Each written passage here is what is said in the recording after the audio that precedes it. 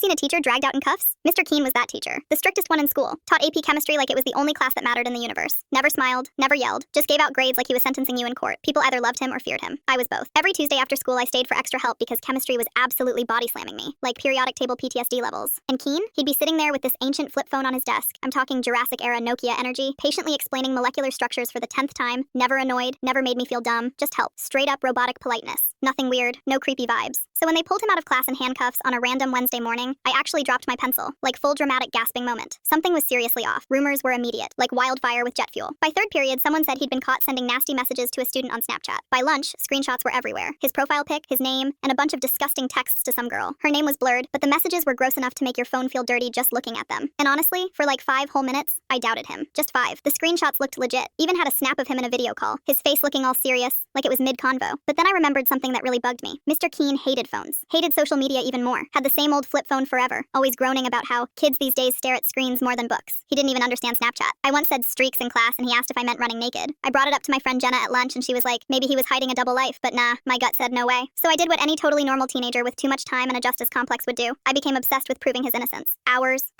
I stared at those screenshots. The messages didn't sound like him. They were full of slang and shorthand. Stuff like, oh wide, and OMG you so fine. Mr. Keen always talked like he was emailing the queen. Used full words. Said certainly, instead of sure. Never a single emoji. That's when the real light bulb hit. I remembered the school had posted last year's science fair on YouTube. Mr. Keen gave a presentation on chemical reactions. I pulled it up and watched it like 20 times. Studied every detail of his face, voice, expressions. Weird? Maybe? Necessary? Absolutely. Then I roped in my cousin, the tech wizard college student, who helped me check the metadata on the screenshots floating around. And bro, jackpot. The images had been run through an AI deepfake tool. That face in the fake video call? It was Mr. Keen's alright, but lifted straight from the YouTube video and digitally slapped onto someone else's body. The guy got deepfaked. It was literally a fake Snapchat account with a bootlegged Keen puppet. I freaked. Told my mom, who happens to be a lawyer, bonus points, and she helped me present everything to the police. They actually took it seriously. Investigated further. Traced the Snapchat account to a school computer. Guess where the IP address led? Brian Hoffman, senior, son of a school board member. And get this, dude was failing chemistry bad. Like, goodbye college scholarship bad. Turns out his plan was to frame Mr. Keen so they'd fire him, throw out the semester grades, and give everyone a fresh start or curve. Evil genius level. Except not, because he forgot the internet has receipts. He used a deepfake app, grabbed Mr. Keen's face from the science fair video, made a fake Snapchat account, and messaged himself from it. Took screenshots, spread them. Total psycho move. When the cops showed up at his house, he folded like a lawn chair, admitted everything, got expelled immediately, lost the scholarship anyway. His dad stepped down from the school board in full shame spiral mode. Mr. Keen came back 2 weeks later, but the vibe was off. Half the parents still gave him side-eye. People whispered in the halls. A few kids transferred out of his class. Even though he was completely cleared, the damage was done. He made it to the end of the school year, then transferred to another district over the summer. Quiet exit. No goodbye speech, no party, just vanished. But on the last day, he pulled me aside, looked me straight in the eye and said, "Thank you for believing in me when no one else did." Then he gave me a nod. Not a smile, he's not built like that, but like the most meaningful nod in the history of nods. I'm never forgetting that.